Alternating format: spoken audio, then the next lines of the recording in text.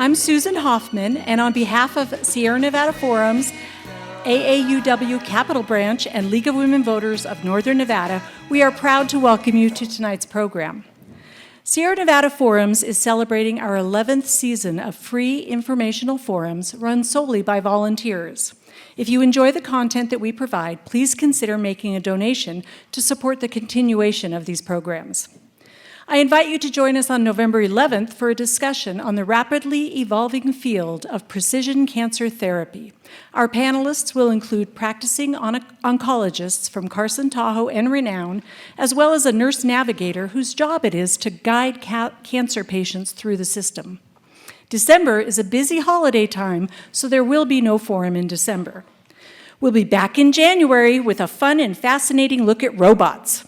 Check our website, sierranevadaforums.com, for more details. We have volunteers, students from Carson High School, in the aisles to collect questions from the audience. Please write only one question per card. The questions will be reviewed by our members to avoid duplication. And because of time constraints, our moderator may not get to all the questions that have been submitted. These forums would not be possible without the generous support of our co-sponsors, the Nevada Appeal and KUNR Public Radio. Thank you for being here tonight to learn more about Public Law 11921, also known as the Big Beautiful Bill Act. And thank you for your commitment to civic engagement. To paraphrase Plato, the price of indifference to public affairs is being ruled by unjust leaders. Plato was known for creating spaces where open dialogue and debate generated knowledge that had the potential to transform society.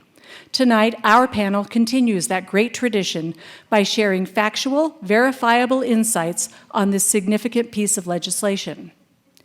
Tonight's moderator is the Capitol Bureau Chief for the Nevada Independent and a friend to Sierra Nevada Forums. Please welcome Tabitha Mueller.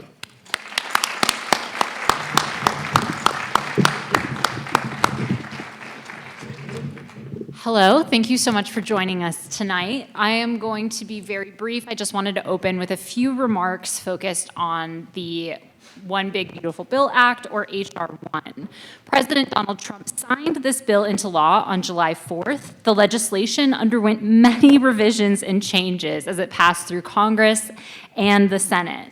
And I think when we talk about that, it led to, I think, a lot of confusion and misinformation. So hopefully tonight we can address those questions and tell you exactly, here's what the bill does. Now, what I will say is that this bill is massive. It is hundreds of pages long, and we would be here all night if we were to dissect every single piece of it.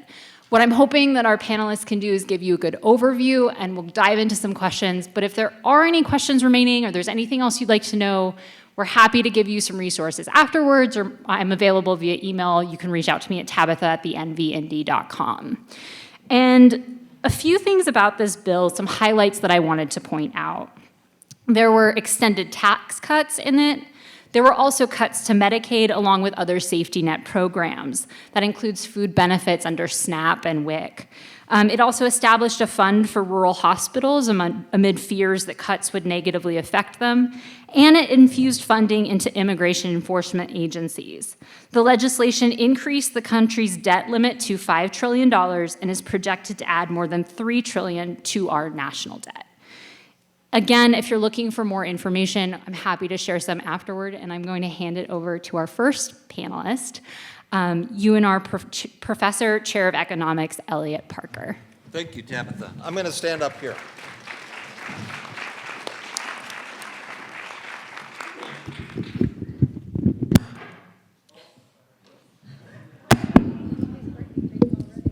Okay, does this work? So, about that one big beautiful bill. First of all, what I'd like to do is put things in context.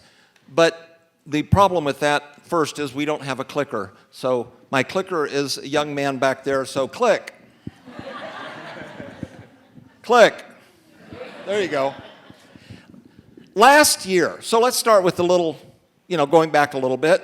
Last year, the Congressional Budget Office, the CBO, forecasted that the U.S. federal debt would keep growing faster than GDP. So this is a picture of the federal debt held by public relative to GDP. You can see where we were as of the pandemic, and you can see the projection. Going forward to 2054, it would reach 172% of GDP, according to their projection. Next. Click. So one question is, well, is that because the federal government is growing out of control? And it depends on what you look at. If, for example, on the left-hand side, you look at federal employment, again, I know the writing is small. I'm happy to share the slides through Judy or whoever wants to, so you can look at them in more detail. The left-hand side is showing you the share of federal employees as a percentage of the population, and the dashed line above it is if we toss the military in. So what you should see is that the line is not going upwards, it's actually gone down a little bit, but the dates go back to 1975 to 2025, so we see in the 90s a big drop, both in civilian, but especially in military personnel. The right-hand side shows you federal spending on, or what we call purchases, on consumption and investment, right? When the federal government buys something, that includes a federal employee's salary, it includes tanks and planes and bridges, etc. And you can see that as a share of GDP, that also is not going up. The dashed line below is just the Department of Defense portion, and then the black line is the part above it. Next. Click. So what parts are growing, right? Well, the line on top is showing you social benefits. And that's kind of a general term to mean Social Security, Medicare, Medicaid, SNAP, etc. And really that's most all of it. Unemployment benefits, a little bit of that. But mostly it's going to be Social Security and Medicare, and then a little bit of Medicaid. The green line is showing you the net interest. And one of the things you notice is that number went down, especially after the Great Recession, because interest rates dropped, and so we didn't have to pay that much on the national debt. And the dashed line is showing you transfers to states, that which keeps, helps Nevada, for example, pay for Medicaid. Next, click. Now, at the same time that's been happening, what we've been seeing is a fall ever since, now this data goes back to 1930, okay, so it's gone back a long time, and you can see what the top personal tax rate was for the federal government. The green line at the bottom shows you the average that we paid. So click first. We can see FDR, President Roosevelt, increased marginal tax rates on the rich, and eventually income taxes started to make up about 10%. Sorry, federal income taxes became 10% of GDP, and back in World War II, and they've remained about the same place ever since. Now next, click. Then the Kennedy-Johnson cuts brought those top rates down significantly. Click. Reagan cut taxes twice, right? First with the ERTA in 1981, and then again in the mid-'80s with the tax reform. Click. Clinton, through the Deficit Reduction Act, pushed those top rates back up a little bit. Click. Bush brought them back down. Click. They expired, and then Trump brought them down again. And so I apologize, but we're missing a little bit of I didn't realize we'd have such a small screen up here. Could have planned that better, should have come down here. So the point I'm trying to make with this graph is we have been seeing a long history of marginal rates come down for the wealthiest. But the average hasn't changed. And if you think about that, how is it possible for the top rates to come down and the average to not go down? I'm not going to answer that question yet. Click.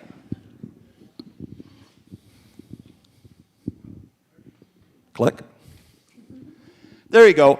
This is a graph showing corporate income taxes, not the statutory rate, not the rate you're supposed to pay. This is what people actually pay as a percentage. The red line is corporate taxes, federal, and then plus state and local, as a percentage of corporate profits. The blue line is income taxes, federal plus state and local income taxes, as a percentage of personal income. And you can see that what's happened is corporations used to pay much higher taxes on their profits than people paid on average on their income. But those two rates have now converged, right? So the corporate tax rates and at least actually paid and personal income tax rates actually paid more or less match now. Click. And then I'm almost done with the prep, and I'll get to the bill in just a second. And this is showing all the different incomes that the federal government receives. The blue is social insurance, the green is income taxes, that little yellow line is tariffs, right? The red is corporate income taxes, and then you got more or less everything else. And then expenditures on top, and the difference, of course, is the deficit. I'm almost done. One more here, click. Of that deficit, most of the deficit actually comes from interest on the federal debt, which means our deficit is caused by past deficits, right? It's like having a credit card where basically the money you pay to the credit card matches closely, more or less, what you're spending every month, but they keep jacking up the interest on you, and you have to keep, and so your credit card balance keeps growing by the amount of interest they're charging you. Click. Now, inside baseball. I tried to make a joke about, so Fred's going to be our closer, so I told him a two-seam fastball would be a good idea.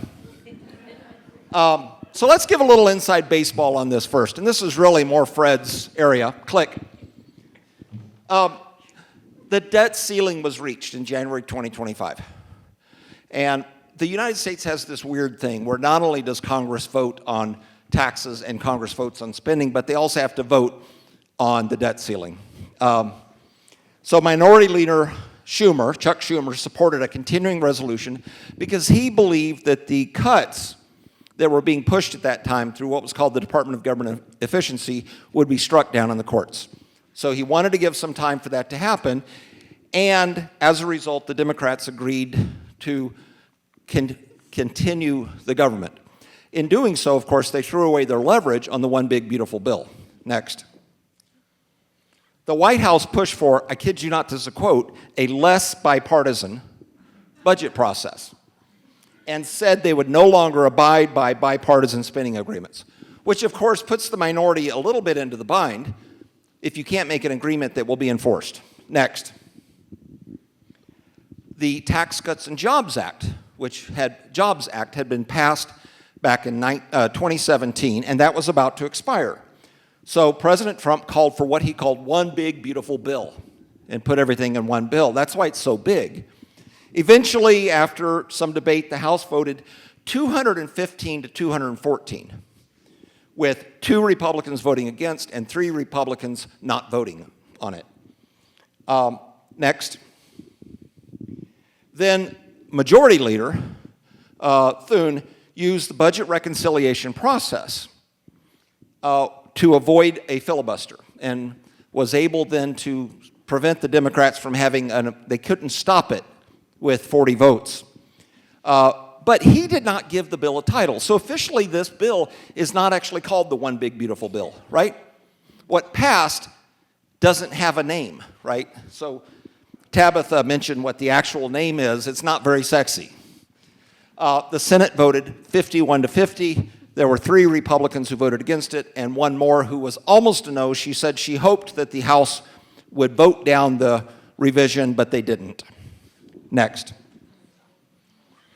2 weeks later, the Senate passed the Rescissions Act of 2025, and this basically said that the president, it's building on a 1974 bill, that the president could basically unilaterally cut off spending. You know, this is when we cut spending to public radio, public TV, et cetera, and international aid. Next. So what's in the bill? There's the meat, right? Next. First, it makes the Tax Cuts and Jobs Act permanent, because when that was implemented, it had an expiration date so as not to make it look like it was going to make the debt grow too big. They increased the SALT deduction, which is, we don't have in Nevada, we don't worry about it, but it's state and local income taxes.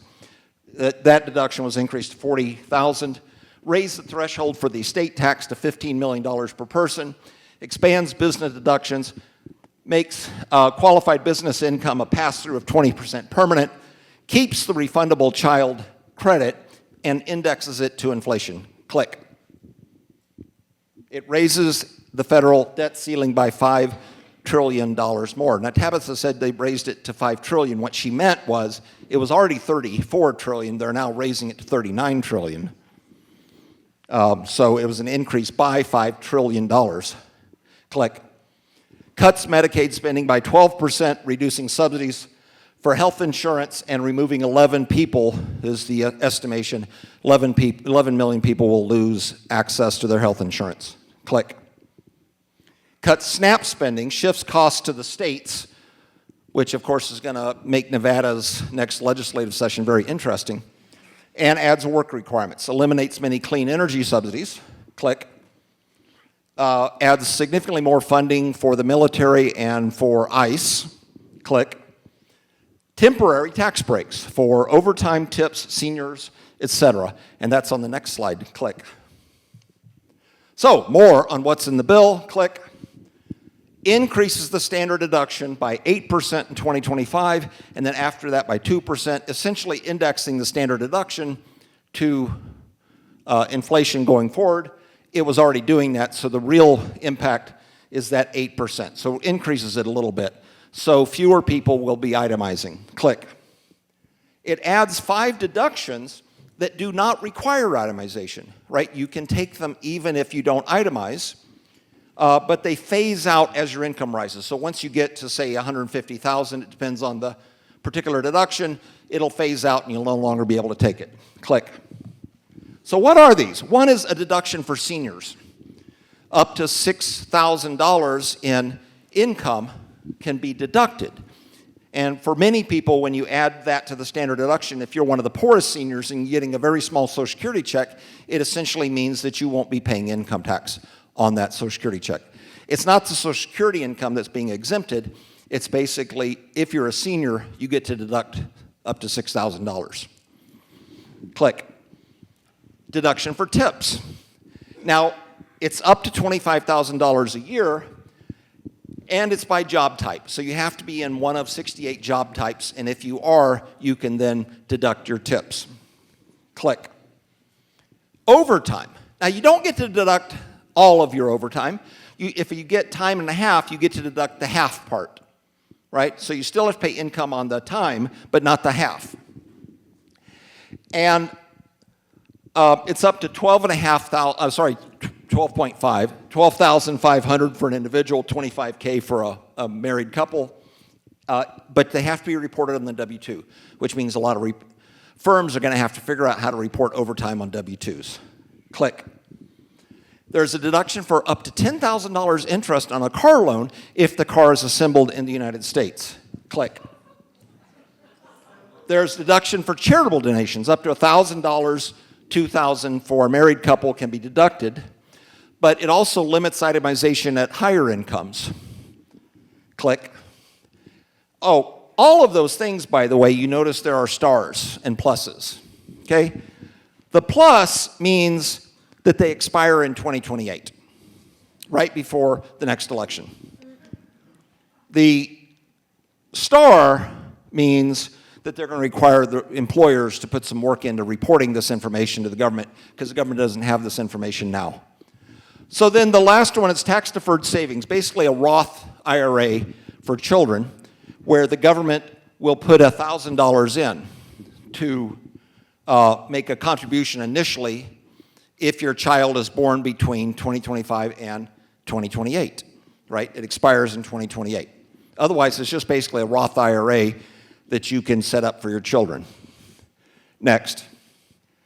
The personal exemption elimination, right? It disappeared during the Tax Cuts and Jobs Act, and that's being made permanent. So that part is going away. You used to be able to have an exemption for being a senior. That's gone.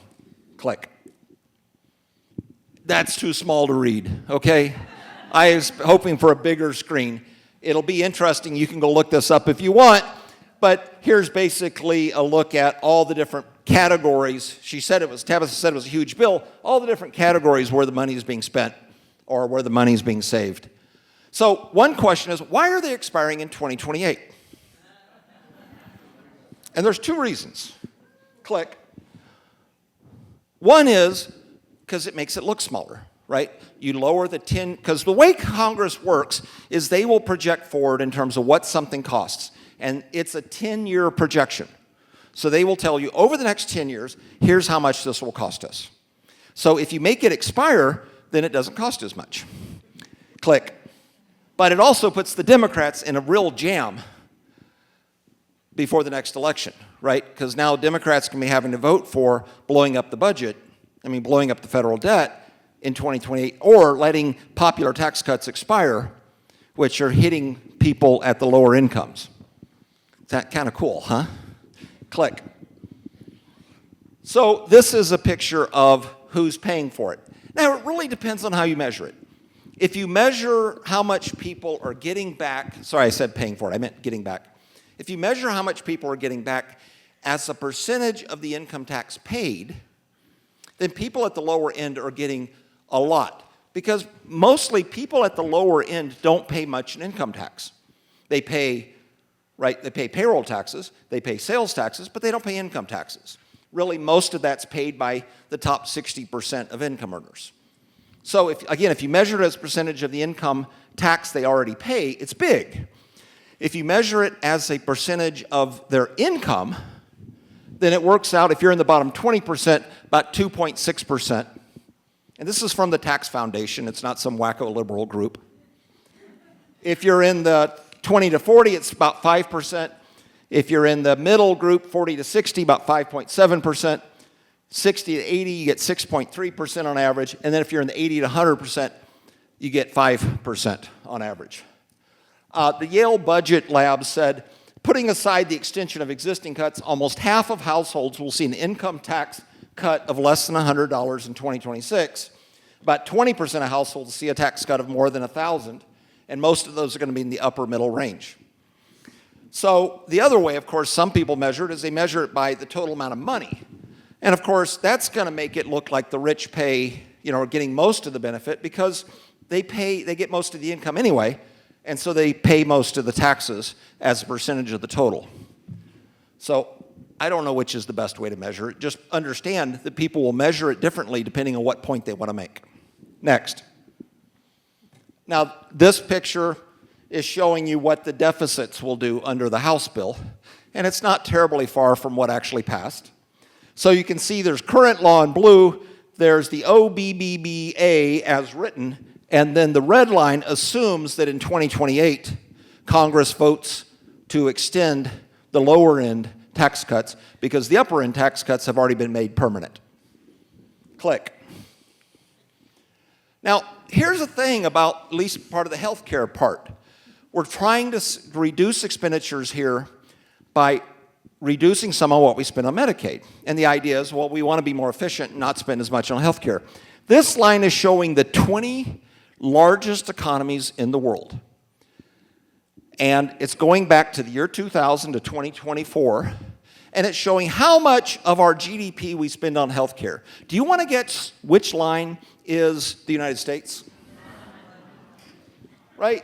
The point is, we spend way more on healthcare than any other developed country. I think there's one little island in the Pacific where we tested nuclear weapons that spends a bigger chunk of their GDP on healthcare, right? But that's it. So this is not just public. This is public and private. Click. Click. There you go. The cuts to Medicaid are not likely to reduce total medical expenses. They're likely to shift them, right? So the people who don't have insurance anymore, they're still going to go to hospitals, and those costs are still going to be there. They're just going to be transferred to other people, right? So you will find, perhaps, that your insurance has to go up or the hospital is going to charge you more because now they have more people getting health care that don't have insurance. Click. And you also notice one thing. There's a concern that I think will be talked about in just a minute, the question of whether rural health care clinics and hospitals have to close. This was brought up, and there's been a push that we'll have a special program to try to stop that from happening because many rural health clinics depend on Medicaid. But there's also, notice one other thing, the increase in what the U.S. spends on healthcare actually flattened out at one point before the pandemic, right? And you want to guess about what year that was? Right? About 2010. Oddly enough, that's about when we had passed the Affordable Care Act. And so the idea that the Affordable Care Act led to much more healthcare spending isn't true. It just led to the federal government spending more on healthcare, right? And the private sector spending less. Click. So, will this tax reform increase growth? Key question. Click. The White House said we're going to have 4.6 to 4.9% more growth by 2028 with this tax bill. The Joint Committee on Taxation forecasted 0.4% total increase in growth over 10 years, not 4 years or 3 years, with growth actually slowing compared to forecast afterwards due to the burden of higher national debt. Click. Now, in an economy that's operating below its potential, right, an economy in recession, it makes sense that tax cuts could help get people to spend more, right? Tax cuts can help an economy grow. So that's short-run growth. The economy can grow faster with tax cuts if you're in recession. But in the long run, the historical and the international data suggests that's not true. It's mixed, let's say. Click. So, for example, the U.S. since World War II. I showed you those top marginal tax rates. If you compare the 4 years after a tax cut and the 4 years before a tax cut, what you find is in 3 out of 5 times we've had tax cuts, the economy grew faster, and 2 times it didn't. But weirdly enough, 2 times we increased taxes, the economy grew faster afterwards. So I would say that evidence is mixed. I would not say with confidence the economy will grow faster if you give tax cuts, because that's not what our experience says. Click. Similarly, price inflation. After the 5 tax cuts out of 3 of the time, prices rose, that is, inflation was higher afterwards, and it fell after both tax increases. So that actually is a little more weight to say that tax cuts are more likely to increase inflation. Click. So based on our experience, tax cuts are unlikely to increase economic growth, but may increase price inflation, and of course, the national debt. Click. Which brings us back to this picture, right? This is the CBO's current projection, saying the national debt will now hit 118% by 2035 and then keep rising. Weirdly enough, the part that's contributing the most to what we call the primary deficit is not Medicaid, it's Medicare, right? Because we spend a lot more on Medicare than we take in. But interest accounts, as I pointed out before, for most of the growth in the federal debt. Again, the federal debt is growing because we're paying interest on that debt the deficits we ran in the past. Click. I think I'm almost done. So, yeah, see, I'm done.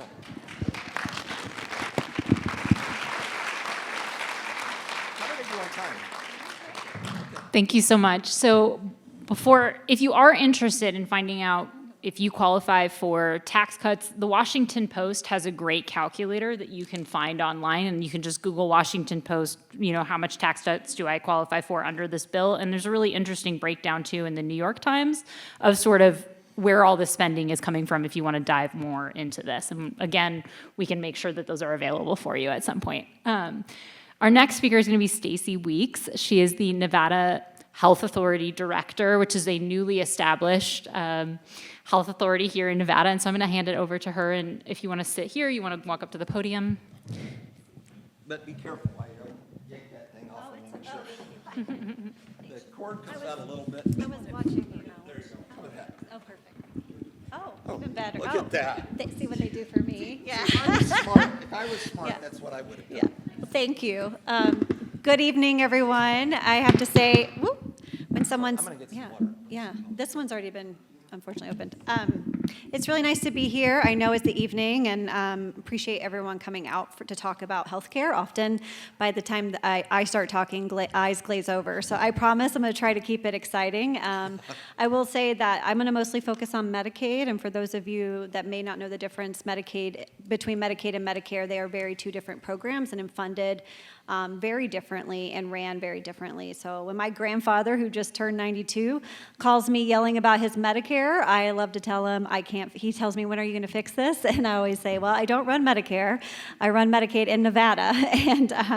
But I always remind him to call his health plan. So today we're going to focus on that. I do want to mention, though, that the bill does make changes to Medicare. Clearly, as pointed out by the previous speaker, that is still a big spending piece of our country. Also, a lot of that has to do not just in rising healthcare costs, but also the fact that our senior population is growing. Our baby boomers are getting older, and they need a lot of these services. But do not think, though, for 1 minute that a lot of folks on Medicare are not also on Medicaid, and we'll talk a little bit about that in a minute. And together, that population for both Medicaid and Medicare programs is very expensive. But it is the population that we need to figure out how to serve and to ensure that we can provide quality care. Okay, click. Try this. All right, click. Okay. I always like to start out with this slide, especially recently. I feel like everything in healthcare, this is how I feel, and I think most of the people, the 600 people that work at the department, the Nevada Health Authority feel on a daily basis, is constant change. We just transitioned to a new department that includes all of the state's healthcare programs, including Medicaid, Public Employee Plan, the exchange products, as well as public option. They're all under one umbrella now, along with regulatory and the healthcare facility licensure. Why we did that? We had a cyber attack, and we've also just had the great big, beautiful bill passed, and there's just constant change. And in healthcare, it's always been that way. We've always been running, but lately it feels like we are really in a different time, that we are really now chasing our tails. So I'd like to start out just kind of noting that is really, I think, at a state level, especially those of us that work in healthcare, really feel. And I think our providers and a lot of the folks that provide healthcare feel that way. Next slide. Next slide. All right, so here's a big, beautiful bill. As Tabitha mentioned, H.R. 1 is really kind of the name for this bill. Again, we're going to focus on Medicaid, but I am going to mention a little bit around the exchange. There were changes to the exchange for those of you that might buy your health insurance through the Nevada Health Link. So I just want to mention that as well. Next slide. All right, so real high level, there are a lot of changes to Medicaid, but I really want to focus in on maybe the ones that are, I wouldn't say sexy, but at least more, maybe make a little more sense to someone in their daily lives. So Medicaid covers about 800,000 people in Nevada. It's about 1 in 3. It was 1 in 3 Nevadans during COVID, but now it's closer to 1 in 4. It was over 900,000 during COVID. So when you look at this first issue, work requirements for adults, I want to point out that this is new for Medicaid. It does exist today in our food stamp program, SNAP, as some of you may have heard referred to, and other public benefits. It has not historically been an issue for healthcare. So whether you're employed or not in the past did not matter. If you were eligible for Medicaid based on your income, which means for adults in this population, you would make no more than about $21,000 a year.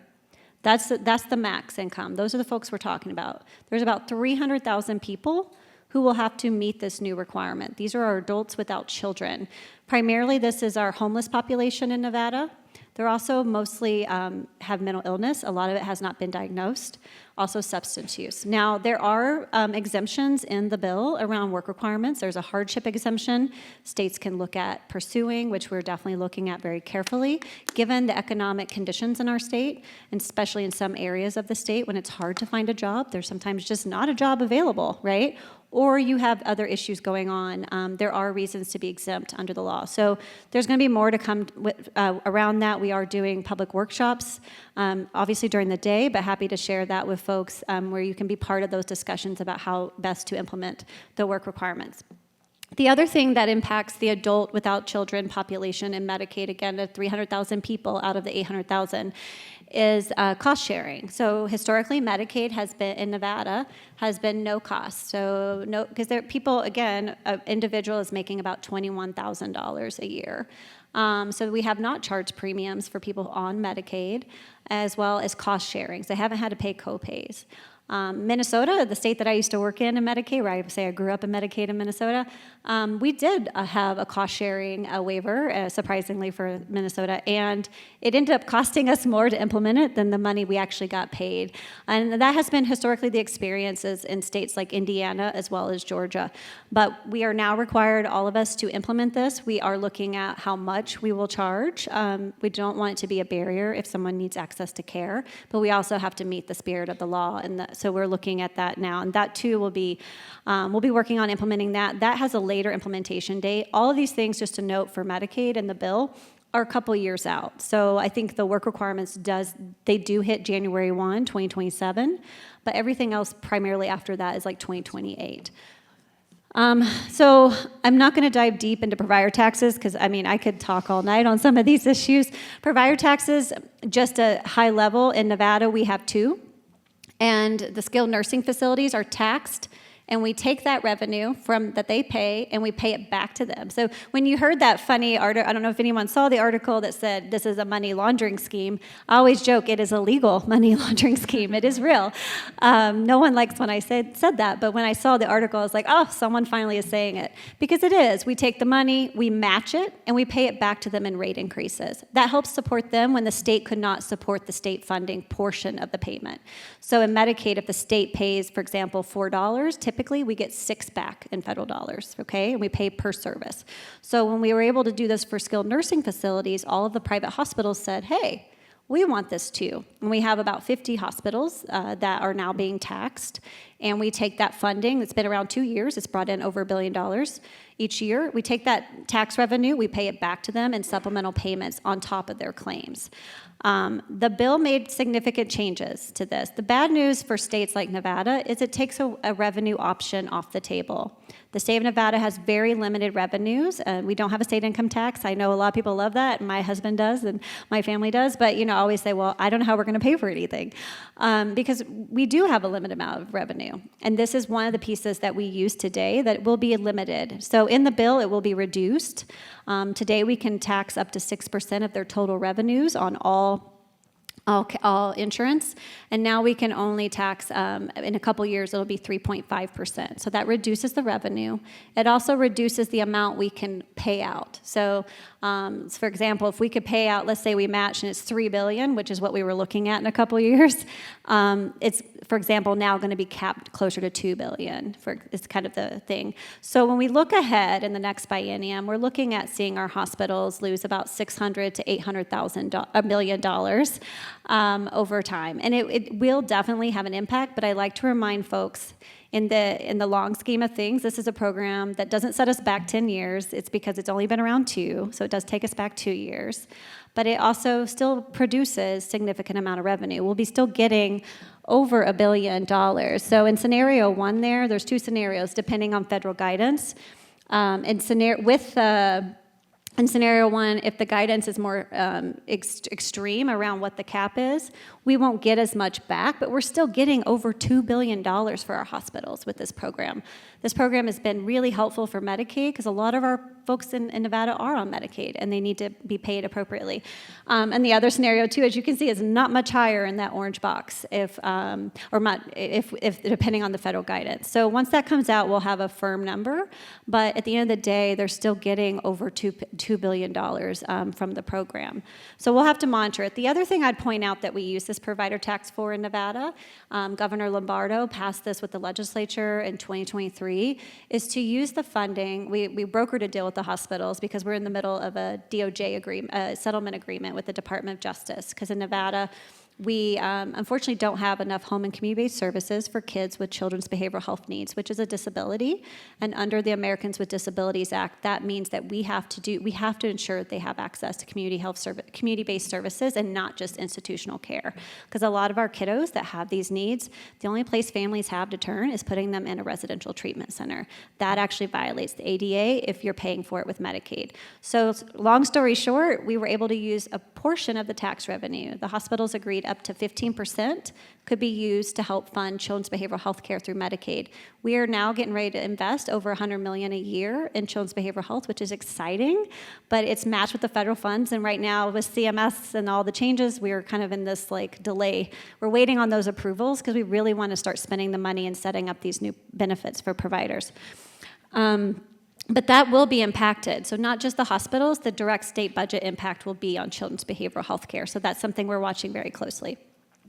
Last but not least is our, like I mentioned, the supplemental payments will be impacted. I have a couple other things up here you probably can't see, and I apologize, but I just want you to see the majority of the folks covered in Medicaid are our parents and children. And 6% are child welfare. A lot of our kiddos in Nevada are in the foster care system. And then roughly 30% is the population that will be impacted by most of these changes that we were talking about earlier. And then 14% are our seniors and disabled, and it is growing. And like I mentioned, the per member per month cost for that population is definitely growing and high. Next slide. All right, I'm sorry, this one seems technical, but I just wanted to kind of, I've been trying to figure out how to talk about this in a way that's not so like just money numbers. But when you look at the three big buckets, so these are the three things that impact the state budget. I get calls or texts all the time, Stacie, the special session's coming, are they cutting Medicaid? And all I can say to you, this biennium, we are fine. So let's just start there. Like that, you heard it from me, that I work for the governor's office. We are fine, this biennium and Medicaid. Now, there were changes that directly impact SNAP. There will need to be changes to address those programs, right? There are funding changes immediately, but we have at least 2 years before we're gonna start to see the impact. That gives us time to adjust programming in ways that we can be more efficient and maybe really hold some of our managed care plans more accountable on the value-based payment side, which we're working on. But the three buckets that impact the state budget I've listed here in the blue box. The first one is work requirements that we talked about, which impacts 300,000 people. The provider tax, which impacts our hospitals, not the skilled nursing facilities, just the hospitals, and our children's behavioral health funds. And the last box we haven't talked about, which is this is a kind of a secret revenue source in the state. It's a big one. And Medicaid, so in Nevada, every health insurance company pays a tax on their health insurance revenues for their premiums. It's called the premium tax. That premium tax funds what's called the general fund, which is where most of the state pays for things out of, right? It's the big bank for the state. That general fund, the premium tax, Medicaid is a big generator of the premium tax. So as we expand Medicaid managed care statewide, our premium tax revenue, we get to match that. So again, here's that fun scenario. We get to match that revenue through the Medicaid program. So not only am I able to tax the revenue, I'm able to bring in for every $6 more. So it's a good windfall for the state budget. So Medicaid is feeding, in many ways, the state budget. That will be impacted when we lose people. So that's why you see those folks there on the left side right there. Losing 100,000 people reduces the amount of money we can tax. And also the supplemental payments that we pay the hospitals through the provider tax program go through that channel, so we're taxing that too. So that's why we're going to see a pretty big hit. So up at the top, in a small print, I apologize, the upcoming biennium is where we see an impact. Like I said, the reason I can't give you an exact number, obviously it's pretty far out, but also there's a pretty far range here because we're waiting for federal guidance on how they're going to implement a lot of the provider tax pieces. Depending on that, we're looking at anywhere from $91 million to $109 million fiscal negative reduction in money to the state. And so we have to come up with that money. And 25 to 30 million of that is for children's behavioral health. The good news is we still have money in the bank for children's behavioral health. It's not all gone. There's just going to be some things we need to do. My goal is to avoid cuts. I know that's the governor's goal as well. So we're working on looking at ways to make up that funding in the interim. I will say this last biennium, I had a surplus. So, we could end up, it's a wash, or we couldn't. It depends on the economy. So I just want to say it's really hard now to predict, but I can tell you right now the biennium is okay, and special session is not going to be about Medicaid cuts. Next slide. Real quick, and then I know there are other folks that want to talk. We do have in the bill, there's a rural health transformation grant. It's a new nest egg is what I'm calling it for rural infrastructure and hospitals and healthcare systems for rural Nevadans. There is a lot of funding that states are eligible to apply for. We are running fast right now. Our team is the lead. The governor's office appointed our team to lead that. And we are working to apply by November 5th. And so we haven't had much time. Usually federal grants take a year to put together. So this has been really hard. We've collected over 300 responses from the public already and feedback. We've had probably over 1,000 requests for vendors to meet with us. It's a lot of money, but we're looking obviously for feedback from the public, and we're having actually a workshop tomorrow, so I will send that to folks, the folks that brought us all here together in case they want to share that, but we're having a workshop tomorrow to go over where we've landed so far with this program. Next slide.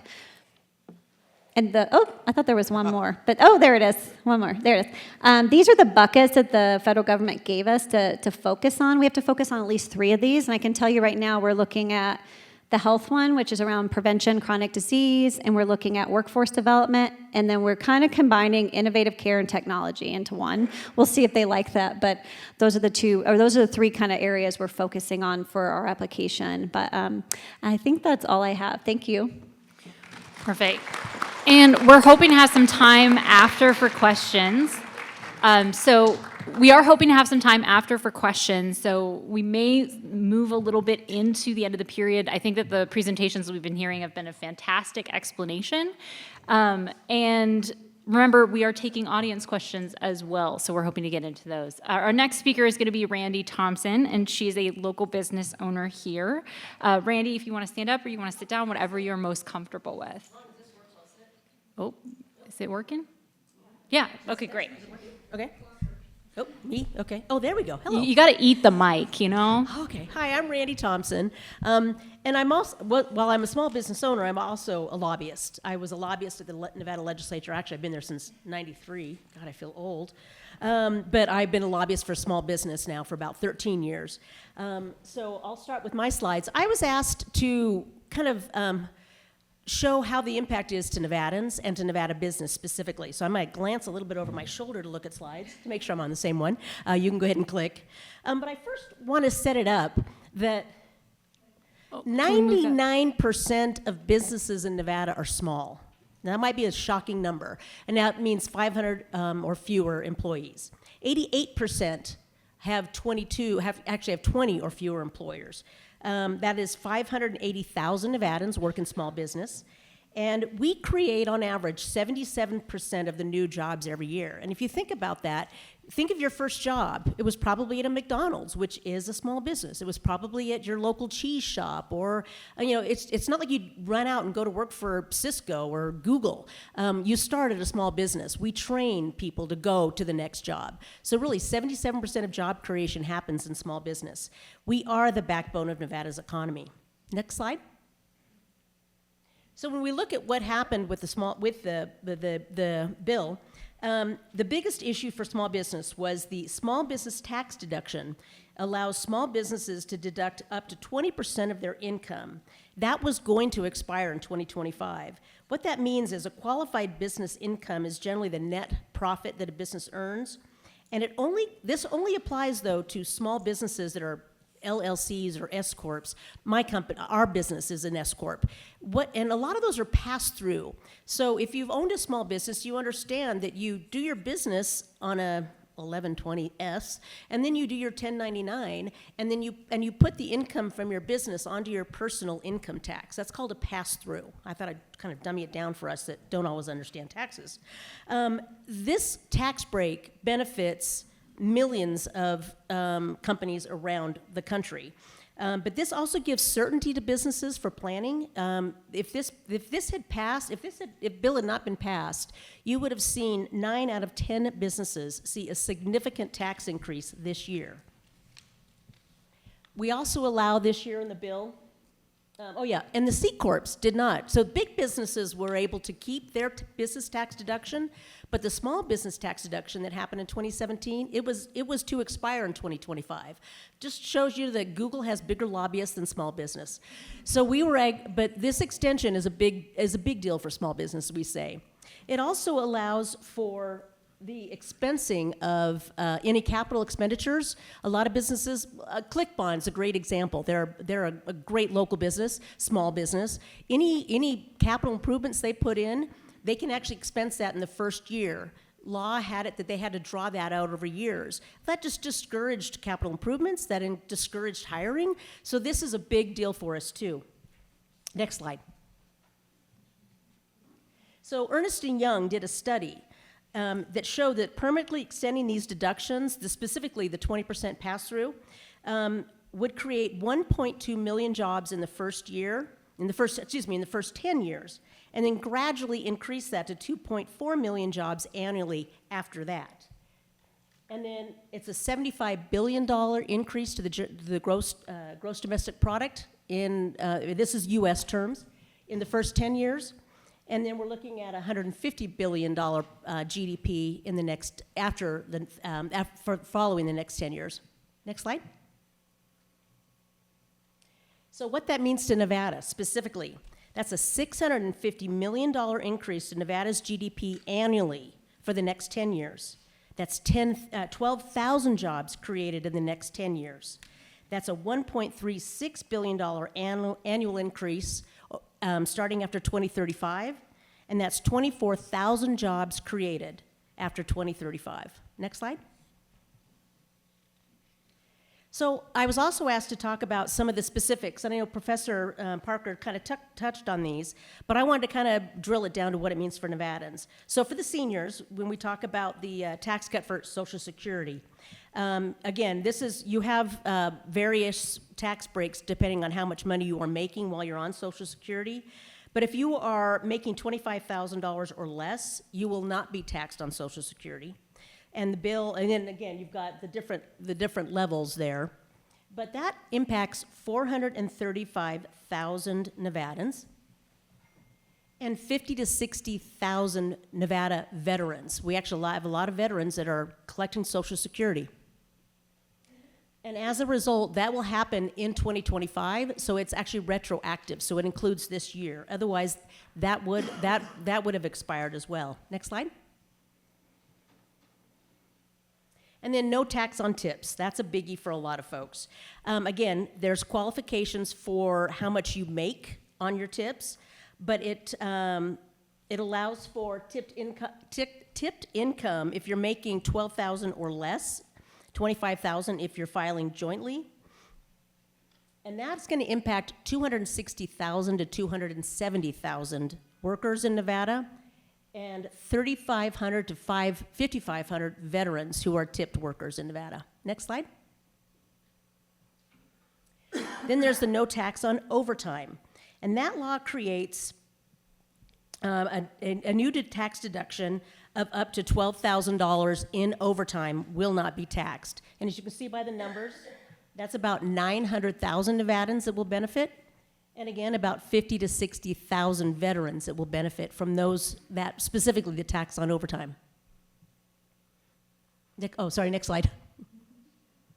And then just a few of the other things. I know Professor Parker talked about this, the extending the tax cuts, and that's the individual rates that were all lowered, and then it also is the standard deduction. I got to tell you, as somebody that owns 3 different businesses and does her own personal taxes, you know, TurboTax and I are close friends, and it takes me days to do my taxes. To not have to itemize my deductions is a godsend, so I just love that personal deduction is now $24,000. I don't have to do all that. How much did I give to charity this year? And then also the child tax credit. I think Professor talked about that too as well. And then the SALT, which pisses off Nevadans because we don't pay SALT. But that went from $10,000 to $40,000, but that was a giveaway, I think, to the Republicans from New York and New Jersey who have high taxes. Next slide. And I just want to touch briefly on the fact that we are $37 trillion in debt. We are paying $1 trillion in interest, which is why you hear President Trump pushing the Federal Reserve to lower the interest rates, because that will help. But the GDP ratio, again, I'm not a professor, nor did I stay at a Holiday Inn Express last night, but that's 120% of our GDP. That is not sustainable. Next. But, and I disagree a little bit with the professor, that we have seen historically, and not all the time, it varies, but historically we have seen when we do reduce taxes, we do see growth. And I've just got a chart there of what happened under the Reagan era that showed how we saw an increase in employment, we saw an increase in growth, but we saw an increase in the debt. And that's because we didn't learn in the 80s that you can't decrease taxes and continue to spend like drunken sailors. So I think we can see economic growth and from the tax cuts, but I think we also need to recognize that we need to slow down the growth of our expenditures, thus the pressure that Stacie's under to lower the Medicare, Medicaid costs. And as the professor showed, Social Security, Medicare, Medicaid, what we call the funding that Congress can't touch, is really what is driving so much of the growth in our budget. Next slide. Oh, that's it. Okay, I made mine short. I didn't even get the flashlight.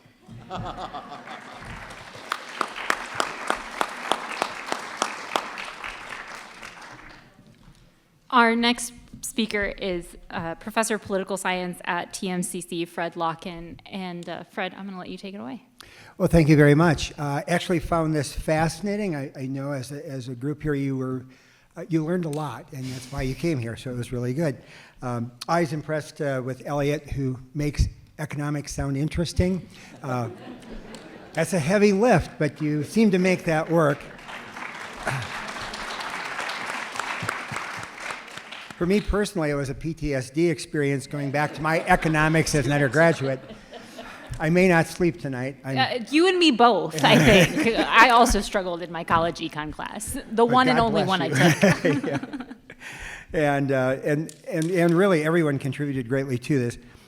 My job is to sort of pull this together and to get you ready for all the questions that you have. We know that you have a lot of questions, so I don't want to take as much time. Although every time as a faculty member, when I promise my students they're going to get out early, I go 10 minutes over. So there is a serious affliction that I'm not going to do it tonight. But I think a couple of themes that come out of here is the division that is America today. This bill is probably a poster child of how dramatically polarized we are. You either love this bill or hate this bill. There's no middle ground. You can find some things maybe that you like and some things you don't. But it's not how it's being addressed in the media. It's not how most in our body politic are responding to it. It is a cataclysmic shift in the way that our government operates, the way that our budget's been built. All documents that come out of Washington to some degree in the legislative process are always driven by politics, but this takes it to rarefied air of the thought that went in, the strategic delays in starting something and ending them correlated to elections. If you go back through our budget history, we don't do that historically. So it is probably one of the most politicized documents we've ever had the opportunity to discuss. I think that it's also very fair to say that this is highly complex, and it was, I think, intended to be that way. It makes it very difficult to wrap your hands around it, to have discussions about it. You have to sort of tear it apart, and in that process, you lose track. It really does. But I think there's been a great deal of frustration expressed with some of the strategies that are built into this. A number of the speakers did talk about the deficit. I always tell my students, for the grand old days of 2000. In the year 2000, Bill Clinton was the last president that was able to produce a balanced budget and to pay down the national debt. The debt in 2000 was $4.9 trillion. It is $37 trillion and counting today, now forecast to go up another $4 trillion in just the next few years. Ironically, it has been excessive spending for a lot of military activity since 2000 and several tax cuts. We've cut the revenue to the national government, but we haven't tried to control the spending. I know that it is a very controversial aspect that we gave a permanent cut to the very wealthy in a country that pays less taxes for the wealth than probably any other democracy in the world. And that's now locked in, but on the other end of the equation, we are throwing people back into poverty and not having health care. The issue of the Obama chart that I was reminded of is that prior to that, we noticed that for those who didn't have health care, the only option they had was waiting until it was so bad and going to the emergency ward. And the emergency ward is the most expensive kind of health care you can possibly look at. And what the Obamacare approach did was give people insurance and allowed them to be more preventative, or to go to an urgent care, or to be dealt with by a doctor that they were now seeing regularly. We are going to see a return to the excessive use of the emergency ward, and the cost, which we have all recognized is internationally the highest, is likely going to climb as a result. So far, we don't refuse service at emergencies, but sort of wondering if that may happen in the future. Overall, I really think that we do want to get to your stories and your concerns that you have, questions that you want to ask. I thank the speakers for a fabulous job. I certainly learned some great things tonight, and I think we're ready to open it up for questions. Perfect.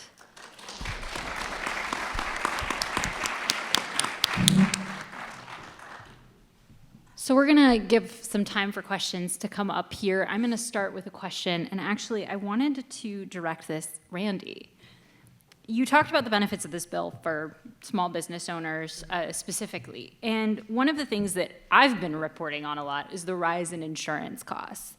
Now, we know that there were enhanced subsidies, and basically what that means is that it was an additional ability for lower costs for families purchasing health insurance on the state's Affordable Care Act plan. If you get insurance through your employer, it doesn't affect you. But especially for a lot of small business owners, they don't have insurance through the employer because they are the employer. A business owner I was speaking to is pretty nervous about that because her costs are going to rise probably pretty significantly for her and her budget. Is that something that you're worried about? Is that something that you are contending with, as we're talking about changes? And not that this was part of the One Big Beautiful Bill Act or HR 1, but rather that it was expiring this year and was not included in that legislation. Well, I don't know, and I think Stacie probably made better. I don't think this bill had a lot of impact on health insurance, but I will tell you, NFIB is polling its members since its start of its existence. Health insurance costs is the #1 issue, even in a recession, even in good times. We are always concerned about providing health insurance because it's the right thing for an employer to do. It's a good perk to keep your staff. Our business, we only have 3 employees, so we don't offer it. But I can tell you, talking to people, yes, health insurance costs are the #1 issue across the board, even among uncertainty. But what's driving more of that really is the Affordable Care Act and what they're doing. And right now, we've got the closure of our government based down on what's happening in Medicaid and Medicare, mostly Medicaid. So insurance is the #1 issue for small business. I don't see how this big, beautiful bill changed that.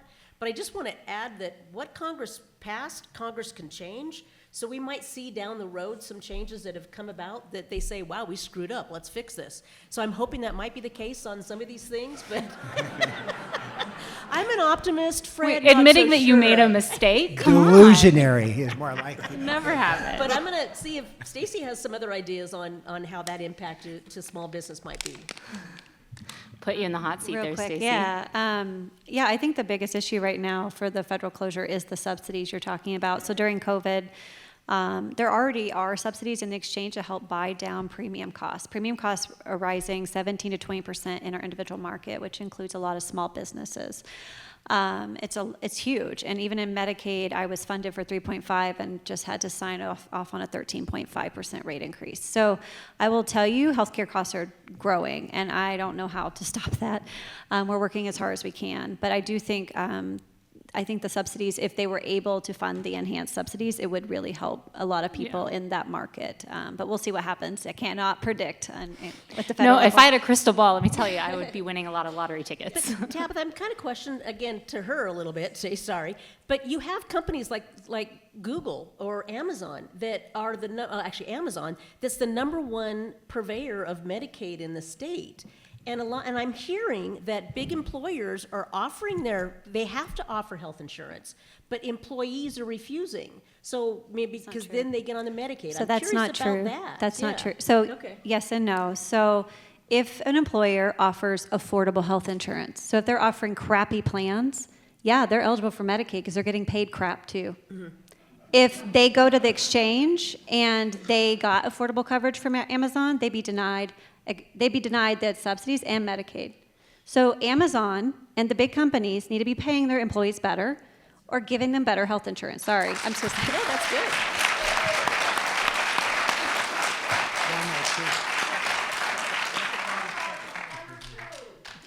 I promise.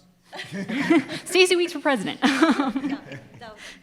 So, kind of switching fields a little bit from that question, I wanted to ask, Fred, you talked about sort of this one big beautiful bill and some of the political contentions, we'll say. I was curious, there's an upcoming election next year. I feel like I'm just thinking about it all the time. How do you see this playing out in campaign ads, in the everyday lives of people in this room? I mean, what are Democrats going to be saying? What are Republicans going to be saying? Kind of cut through the noise for me a little bit and tell me what we're going to experience there. Well, the level of craftiness in the design of the bill, where some things don't actually kick in until after the 26th election, was done because of the 26th election. Because you can technically say things, they're coming, but you can say, well, you haven't had any impact, so that, you're wrong. You're not.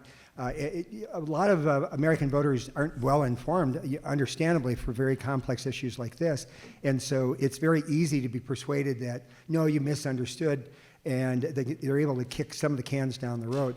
But the reality is, I think it's framing to be the issue of the 2026 election.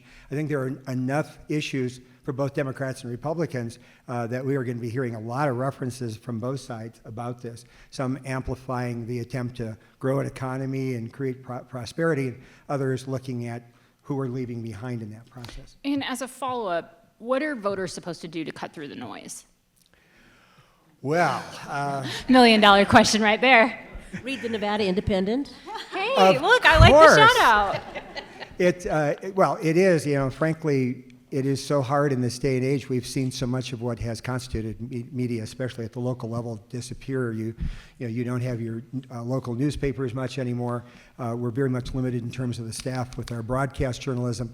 And so the Nevada Independent has stood out, and they're very proud of the number of reporters that they have in the north that really give us good coverage for issues as well up here.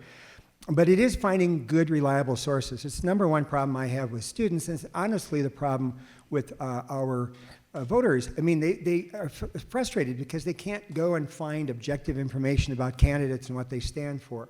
They are bombarded by horrible volumes of ads and an insane amount of money that's plowed into, especially the federal elections.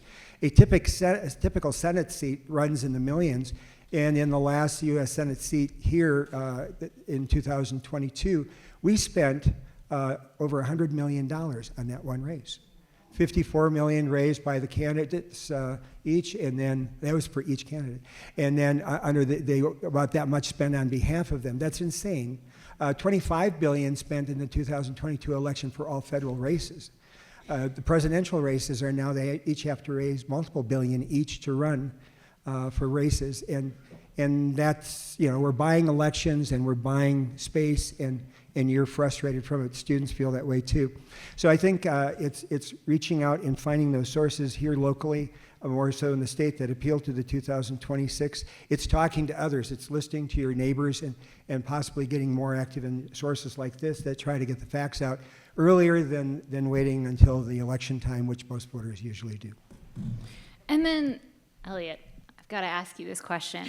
This is going to sound really silly, but taxes on tips was a huge part of the campaign cycle here in Nevada last election cycle. I know because I was there in the room when Democrats and Republicans were both talking about it. Now, we've seen a lot of different news stories kind of breaking down who's affected by taxes on tips. You mentioned the $25,000 limit per year. When it comes to gig workers in this economy, is that something that is going to help them here in Nevada? Like, what should we know about that as consumers? Interesting question. So, taxes on tips, this sells really well. I mean, there's a lot of people in Nevada that earn significant amount of tips. Though when you talk to an Uber driver, they'll tell you that most of their customers don't actually give them tips. They just get the money through Uber. So it is a popular tax cut, right? So it's going to be a hard one when it expires in 2028. So it's a hard one to vote against renewing. Mm-hmm. And I think they know that. so that will affect people. My worry as an economist is if you subsidize, if you give a tax break for one activity, you're motivating people to do whatever that is. And so my concern is that you're going to be shifting more people into tip-related incomes. I already think tipping is kind of, I don't know if you guys are my age or not, I can't see because these lights, but I think tipping's way out of control as it is, right? And it's, in the pandemic, during the pandemic period, you got these little apps where now they said the normal tip is 25%. You're a cheapskate if you only give 20. And I feel like what we're doing is we're moving toward doing more of that, right? And what? Increased wages. Well, yes, I mean, that's another question. As an economist, as my wife likes to say, I like to sort of try to not express opinions too often. I get that. I understand that Yeah. position, yes. But it is a concern that we're pushing people into more tips. We're going to be seeing more people, more firms relying on trying to get you to pay more in tips to people who were not usually tipped. For example, I don't know if you're going to get a tip when this is all done. Well, I But- do, okay, based off what that audience member said, how do you and sorry, I have one more question after this one, I'm so sorry. How do you incentivize people to, or how does the state or government or locals incentivize businesses to pay living wages? Is it increasing prices? I mean, I don't want to pay increased prices. Well, there have been programs to try to do this, not by forcing the employer to do it necessarily, but for example, the EITC. Ronald Reagan once said that was one of the better programs that the federal government offered, the Earned Income Tax Credit. Give people essentially tax breaks if you're working, right? So you could use the tax system to try to incentivize what we want people to do more of, right? You could try to do that, but of course, the Tax Foundation would argue that everything you do, all these different breaks, just simply make the tax code way more complicated. And of course, for most people, the tax code it doesn't have to be complicated. If you're willing to pay the maximum possible rate, go ahead, So, right? If you don't want to take deductions, it's just the effort to get your taxes down means that you have to spend several days. If you just wanted to pay the full rate on your income, Randy, your taxes would be snap, right? So the more opportunities you offer people for tax cuts, the more complicated you make their taxes, the more TurboTax and others will make selling you software updates, right? So I want to give, because Randy and Fred both indicated that they have some thoughts on this, and let's try and be brief because I know we're a little bit over time, and I apologize because I'm the one who's driving that. So thank you all for sitting here with us tonight. We have one more question after this one to wrap us up. But Well, yes. there's a big difference between small businesses' wages and big business. I think you just said Google needs to pay more, Walmart needs to pay more. As a small business, $12 right now is the minimum wage. I can't get anybody to come to work for me for $12. I'm paying high school students to come be a receptionist $17 an hour. So living, and let's understand, minimum wage was never supposed to be a living wage. It's that first job you get as a cheese cutter at Swiss Colony, like I was at Meadowood Mall when I was in high school, making $3 an hour. It's a learning wage. It really is. But wages are really dictated by the marketplace. And I think we could put more pressure on. I think the government can kind of step in and say, hey, Amazon, you need to increase your wages because we're not going to take care of your staff anymore, paying their insurance. So government can play a role, but it really is the marketplace really dictates it. And I would love it if I could pay minimum wage, but I can't find anybody that will work for minimum wage right now. What she said, under the circumstances. We love a good ditto. The idea that McDonald's is a starting job, not something you're going to do for your career, but we now literally have people. It speaks to our educational system, our training, preparing people for workforce, whatever you want to say, but that's all they seem to think they are able to do, and they want to be able to live on that wage. But that's counterintuitive to what those jobs were supposed to be.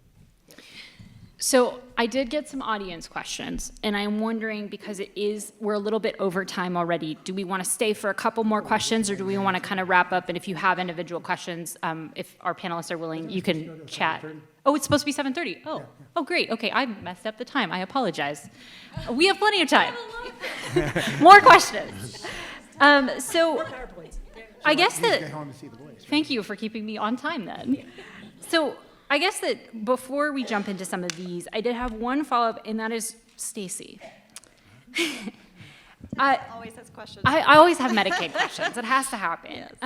And we know that there's a fear about more churn from work requirements specifically. And within this churn, what I mean by that is people having to prove that they're working are going to have to fill out applications. The state is going to have to review them. It is going to be, and if you make slightly more, that means you're kicked off Medicaid. If you are kicked off Medicaid, are you then, does that count as a qualifying life event? Are you able to sign up for insurance on Nevada HealthLink, our state's Affordable Care Act marketplace, or what services are available for those folks? So this one, I'm going to be clear that we're waiting on more guidance, but I will tell you in the bill there is reference. So my concern, and it's an interesting provision, it's very small, and I can't remember which section it is in there, but it basically says that someone who is not working is also not eligible for the exchange coverage and the subsidies, which is going to be very challenging for anyone to afford the real premium that insurers are charging, right? Because you have to remember on the exchange, those premiums are bought down that you don't really see the true cost in your pocket, or you don't feel it. So I am concerned. Yeah, we are concerned about that churn. I think our goal, one of the things the governor put forward last session was what we're calling Medicaid Express, which will be through the exchange. So everyone can go through the exchange. Because people don't know. I mean, my grandfather didn't know he was eligible for Medicaid. He still refuses to get on it. But, you know, he didn't know he was eligible for Medicaid. You don't know until you go and you put in your information. So what we're trying to build is a system where people can go in, put in their information. Work requirements would just be one more thing that someone who is qualified or eligible for that has to have a work requirement met, that they could upload their documents, or, you know, also Equifax and other vendors are coming forward with a lot of information around community engagement and how they're going to track that. So if they're working enough hours, we can check it on their taxes, for example. There are other work documents we can get. Also, if they're in school, they're going back to school, that counts. So getting university data. So we're looking at actually using this as another reason to modernize our current system. So the good news is we were already poised to do that. And I think this is, I don't know who would like to jump into this question. It's an audience question. And we're looking to 2028. Are you hopeful or not hopeful regarding having enough money for senior health care? No. Can you elaborate on that for us? Kind of what are these factors that we're talking about? I wish I had my per member per month costs. It is almost 4 times more than the average person. And you have to remember, Medicare was sold as a promise to seniors when you retire. I mean, I'm not going to dog Medicare, but I will. I'm just going to be. That's one of my things, is I'm very honest about these things. But Medicare, unfortunately, doesn't cover a lot of the things that we need for seniors to live at home, or nursing facility care if they have it. So what ends up happening is most seniors end up having to impoverish themselves and spend down to get on Medicaid. And what's happening there is the cost of nursing facility care, home-based care, PCA, it's very expensive care. It falls on the state, so the state picks up a big portion. So I have a lot of concern. I mean, it's a huge population we need to do better by. I mean, right now they're fee-for-service, which means we don't really manage the network. We don't have a managed care system. I think we need to look at that. I'm worried right now we don't even know if the seniors that we're serving are actually accessing the care. So yes, but those costs are going up significantly, and they are driving most of our costs in Medicaid. And maybe this is a question for Elliott, but why is there a reluctance to raise the money cap on payroll deductions for Social Security and Medicare? Is it that you then raise payouts to higher income levels? I get to ask you the fun questions. You could take a political thing, which is, of course, it would mean people at higher incomes pay more in Social Security. I mean, they're already paying Medicare, but they'd be paying more in Social Security, and they don't want to do that. That's political. You could also argue that the way it was supposed to be designed initially was it's called a trust fund, right? And the idea was you're kicking in, and there's supposed to be a little bit that if you kick in more, there's a little connection to income. You kick in more, you get more back from Social Security. but there's also sharing, so that if you're poor, you get a little more, there's some insurance there. If you're a little richer, you get a little less compared to what you put in. But the idea is your trust fund, you're trying to keep it separate from a tax. Does that make sense? And so if you were to raise it, then you're kind of being more honest that it's actually a tax, right, rather than paying into your own trust fund. Does that? So I think that's my hypothesis about why. But, you know, the other question is, well, why do we keep doing that, or why is there reluctance? Well, because not doing it gets people reelected. Randy, you're nodding. Yep. Well, just like you won't touch the, I mean, I'm 64. I'm not going to retire till 70, if not 72. I don't even plan to retire. I'd be bored. So why not grow some courage and raise the taxability? I mean, raise the Social Security age. Put it up to 70. Put it up to 72. I mean, I think you've got to look at those. Maybe not now. Not now. You know. Not popular. Not now. But you know, for those that are in their 30s. Are you sure you want to say no? I'm just Yeah, kidding. but for those who are in their 30s, they know, okay, I can't retire till I'm 70 or 72. But the other issue, big issue, is the labor workforce. We do not have the number of workers. It used to be 4 workers for one Social Security recipient. We are seeing a declining labor force. So unless we get more workers into the marketplace, we're gonna continue to see a decline in Social Security. Can I add 2 things Oh, to that? no, please jump in. I would like this to be a conversation and for me to be as involved as little as possible. One of the problems about raising the retirement age, which I'm like you, I don't really plan to retire right away, though I'd like to step down as chair. It's a grind. I'd want to go back and just be a regular professor. But I'm not planning to, and I get that. But the people who have the shortest lives are people at the lower end of the pay scale. So, you know, when Social Security was designed, the average life expectancy was 65 years of age, right? So we're protecting people in case they happen to live older. You know, they live longer than 65. But if we raise the retirement age, we're going to have poorer people kicking more in percentage, and they're less likely to get it back because they're more likely to die young. Good point. Yep. Now, I don't see us passing a bill that says we're going to have a higher retirement age if you're richer and a slower retirement age if you're poorer.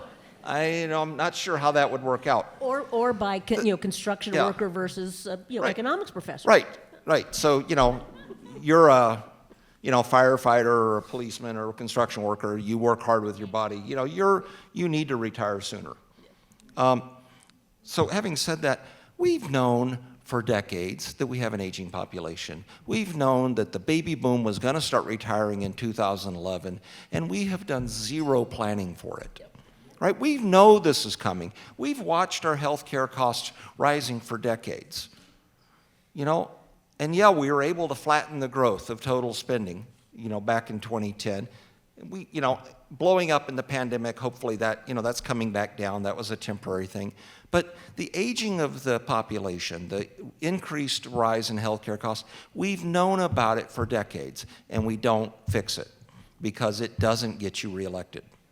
If we put in term limits at the federal level, maybe they would only pass bills that they don't have to stay in. If you're staying in Congress forever just to get reelected versus actually going, I'm going to go in there and make a difference and leave. That might help. Yeah. I think well, Stacie. I'm going to leave that to Fred. Yes. I'm going to wait. I'm going to let Stacie, and then Fred, I'm going to let you have the final word on this. So I feel like we're picking on the politicians. I'm not going to say I don't love picking on politicians, but let's back up for a second. I can control healthcare costs if you let me control profit and you let me control how much doctors and providers make. And I'm telling you, when we try to control cost, it doesn't matter. All these other things won't matter. There will be people screaming about how much they're not getting in profit or salary. And it is reality. And it doesn't mean I'm judging that. I'm just saying that is the other piece of this. You have to have a conversation about how much the healthcare system, one of my favorite bosses ever, he was a state senator, said to me, there's enough money in healthcare, Stacie. It's just how we're spending it. And I will never forget that, and he's right. So anyways, I will turn this over to Fred. But I just wanted to point out it's not just the politicians, but I do agree that they play an important role. And Fred, I'm also wondering, I don't know what comment you're going to make, but can you also talk about the role that term limits play here in Nevada in our state government? Okay. They're a stupid idea. And enough said, right? But under the circumstances, we've had term limits since we created the Republic in 1789. It's called the gosh darn ballot box. Get your butt out of your seat and vote the rascals out. But if you put term limits on the electeds who we've sent there, but don't put term limits on lobbyists or on bureaucrats, then you've handed the power over to those that you don't have any access to. So in Nevada, it was well intended. I would do away with the ballot initiatives. Most of them come from outside of the state of Nevada. Anyway, we're being, they're going to spend millions of dollars here to find out if we like ranked choice voting. We weren't even talking about it until they spent, over $70 million into elections to do that. So let us have control over that. But we don't get enough information. It gets back to not knowing enough about candidates. We know even less about the ballot issues.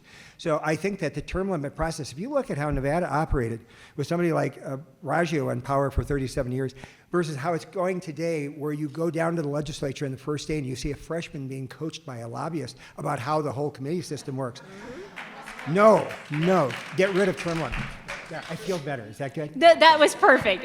I'm sorry for picking on you to ask you that, but I was like, we have to talk about this. And as a 30-long-year-old lobbyist, I would totally agree that term limits. Like, I mean, even as a journalist, sometimes you go talk to lobbyists because they have a deeper understanding of a given policy. I mean, you then go talk to the opposing lobbyists to make sure that you're not just being sold a bag of lies. But the lobbyists here have been here for longer. They know the system, and a lot of lawmakers then go into lobbying when we're looking at this as an observation. Sorry, and then. The only thing I want to add is you talked about picking on politicians. I just want to note that I'm married to one, right? I'll note that I'm married to a doctor, so I was picking on him too. Yeah. I have nothing to disclose.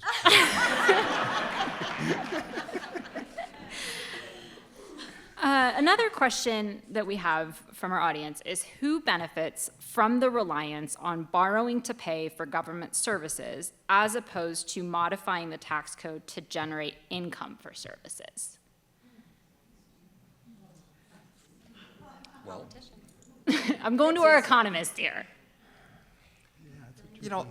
so I presume we're talking about Nevada. That in is, this case. I would like to think that we are kind of focusing specifically here And- as opposed to across the country. I wrote a column like 15 years ago arguing that we ought to do that. Economics teaches us that it's much more efficient to have lower tax rates on more things, right? And we're primarily a service economy. And I don't just mean that Nevada, I mean the whole country, right?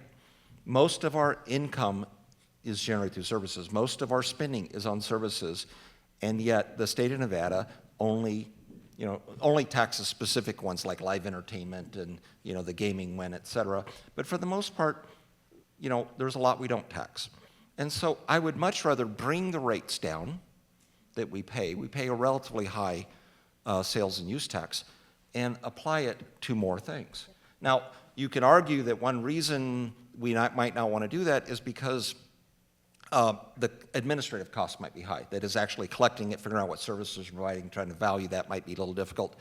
I'm not convinced by that. I think it's just that, and I'm getting back to blaming politicians, I think that any politician who comes out and says, hey, let's tax services, they won't get reelected.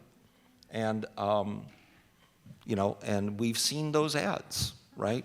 That, you'll be attacked for, wanting to raise taxes on everybody. And it's like, well, it was more subtle than that. But Well, and we've seen too that any proposals, for example, during the legislative session, there was an effort to make it so that we would update our property tax system, yeah, right? exactly. That's a great example, right? The reset on resale, Right. right? And you can't get that through. And legislators know that it's a stupid thing. We're one of the only states, or the only state that does this, basically, that we depreciate your property values so that you pay less tax for $1 million home in the old southwest of Reno than you would pay for $1 million home in, Somerset, right? What logic does that have? Oh, yeah, go ahead. Just as an overview, I've argued since the Great Recession that no government in America is now sustainable in its current design and operations. Our whole funding structure in the country, whether we're talking about a Carson City or Reno or Sparks, the state government or the national level, they're all upside down. Heavy on employees, but very low on the ability to provide the services. In a city like Reno or Sparks, I suspect Carson City as well, maybe 86% is going for payroll, which leaves 10 to 14% for all of the things that are needed in the city. And that's true at the national level. We, as his data pointed out, we've been going down in the number of employees. That's not the issue, but we haven't modernized our government. We don't have efficiencies. Federalism is the most inefficient form of government with so much duplicity. We're going to have to rethink our approach to democracy over the next 10 years. Otherwise, we're not going to be around in 15. And Randi, you wanted to jump in. In 1999, I lobbied to change the tax on property taxes. I ran for the legislature in '98 and met a woman at Incline whose home she'd lived in since the 1940s, and she paid $6,000 a year for years, and then she got a tax bill for $44,000. So we can't tax seniors out of their home, but I lobbied for resat on sale. But back to your point, it's all about the base. Broaden the base, lower the rate. That's to me is the best formula. And as a business lobbyist, along with several people, we've lobbied for taxing services for the past, 10 sessions. And it makes the most sense. Just cover it across a wider base. See, now you saw it here, right? I mean, we got like agreement from A consensus. people, different And we usually don't perspectives. agree, so this is good. Bipartisanship in action. We have two more questions tonight before we wrap up. First, I wanted to kind of ask, and this is a little bit more into the weeds, and Stacie, I'm going to throw it to you. She gets the weeds. She always picks on me, I think. We know that the part of this One Big Beautiful Bill Act has said that there are some options, like there's a waiver to potentially push back the work requirements still on the table, right? I think there's an option to apply for that and push it back to start in 2 more years as opposed to start in 2 years from now. Is that option still on the table? Is that something that the state is considering? Well, it's in statute, but I've been told by the feds that they're not open to it. It doesn't mean that one of the reasons I do think Nevada may need a waiver of like 9 months is because we're standing up modernizing government. And I will tell you, it is not easy to modernize a bureaucracy. I've been in the state over almost 3.5 years, and so we are working toward that. So yeah, we want to ask for one, but whether or not the feds are going to actually agree to it is a question. So it does affect our implementation, and that's what I'm worried about. From a technology standpoint, I don't want to pay for it twice to have the old system implement it and then have the new system do it again. And so it doesn't make even sense for the feds, but they are really stuck on their January 1 deadline. But things can change. Right. So, yeah. Could we ask Stacie about the DMV? Sure. Yeah. I'm just kidding. Oh, I was like, I don't know anything about DMV. Absolutely. Everybody in this room hates the DMV. Well, they're working on modernizing. I know that. I mean, It ain't working. this is the time to ask any and I'll all take that back. questions. We've been talking about a potential special session, which feels less and less like a potential session every day. It's kind of guaranteed. We saw the governor say that he wants to call one back for, and I quote, unfinished business. Now, originally we had thought that Medicaid, some of these changes from the One Big Beautiful Bill Act or HR 1 would shape that discussion because a lot of this, like you mentioned, Stacie, is delayed for at least a couple of years, and we can deal with that in a future legislative session. Is there anything you'd like to see on that special session agenda or that you think could be important to come up? Well, I was at an event last night with the governor. This question did come up. The one concern I do have is the film tax credit. I think because of the decline, even though it really isn't that bad in Vegas, I think that you've got now a coalition of every construction trade pushing for getting the film tax credit, which would, I mean, we've seen film tax credits fail in every state except maybe Georgia. So, the governor doesn't seem real high on it, but there's a lot of pressure right now from the construction trades and the Vegas economy to push for film tax credit. And they have a $1 million political action committee to support that as well. But a classic example here, which is that we know that there's big stuff coming down in Medicaid, but we don't have to deal with it yet, right? Elliott's right. I mean, we kick this can. We know things are coming. I think that's the greatest gripe, if I talk to everyone in this room, is that we got to do something with the debt, but nobody talks about the debt. We need to realize that healthcare is a challenge, but we don't have to talk about it yet. That's a real problem in America today. Anything else to add? No, I think All right, that sums it up. our final question tonight, is there one thing, rapid fire, that you want our audience to take away? What would it be? Or to keep in mind when we're thinking about this piece of legislation?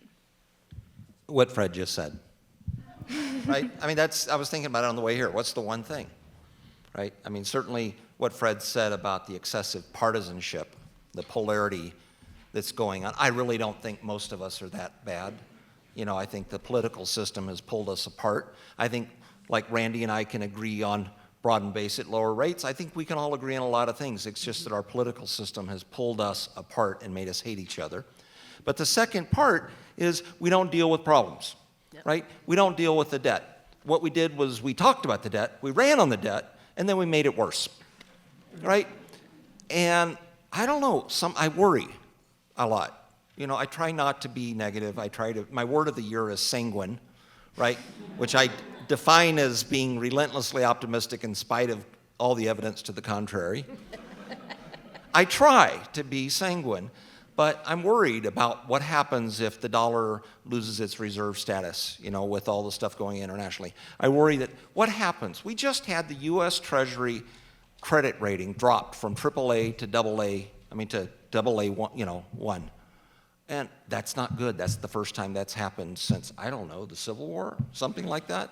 So we have all these signs, and we're not doing anything. We're just blaming everybody else for it. Can we just fix these problems? There's my takeaway. I agree with Elliott completely, and I do worry as well. And I'm often asked, you know, will we survive this? And I'm not optimistic. I worry about that. I've been telling people I think more about the last days of Rome and where maybe the United States is in that process. But my rapid fire thing is, my God, vote. Get involved. Pay attention. Randi? Yeah, I thank you guys for being here, because you are the ones that are going to get out there and talk about what are the important issues. Doing the same thing again and again and expecting a different outcome is called insanity. So you've got sanguine, I've got insanity. But related to this bill, I can't emphasize enough that the small business tax deduction is really a big thing. But we've got to remember, anytime you put a tax on business, we're just going to pass it on to the consumer. So taxes trickle down. So a broader base tax base was going to help all of us a lot. But I thank you guys for being here. I really do. Stacie? This is a hard question. I'm trying not to be too opinionated, but I guess I already have all night. Honestly, I agree. Please vote. Doesn't matter which way you vote, but you have to vote. We should. I'm a little more optimistic. I do think there are a lot of good ideas. I think there are a lot of us, all of us, trying really hard to rethink. I sometimes think a crisis is needed, unfortunately, to push us over the edge in the right direction. So I'm hopeful for things will eventually go back up. I mean, we will survive. We have been around a long time, not the country necessarily always, but as humans. And I just remind each other that we are human, and that we, like, this panel here doesn't always agree on everything, but I do believe we can find some sort of opportunity going forward to make things better. I think we have to. And I just wanted to provide a clarification. During the panel, Randi was sitting down for the entire time. It's hard when she stands up or sits down to tell which. I have known Randi for a long time. Hey, a short joke is a short joke for all of us. So yeah. Okay, I got to tell you this. I did a Zoom call with Joe Lombardo for I never met the man. I did a Zoom call, and about 2 days later, I'm in an event, and I meet him. He goes, and I reach out and said, "Hi, I'm Randi Thompson." He goes, "Damn, you're short." So I'm used to it. Okay, thanks, Fred. Well, good-hearted merriment is going to end our evening tonight. I would like. I would like to remind you that all PowerPoints will be available on the website for Sierra Nevada Forums. So just if there's anything that you want to see tonight, that will be on the website. Check it out. And thank you all for coming. Thank you for sharing your insight tonight. Give them a round of applause, folks.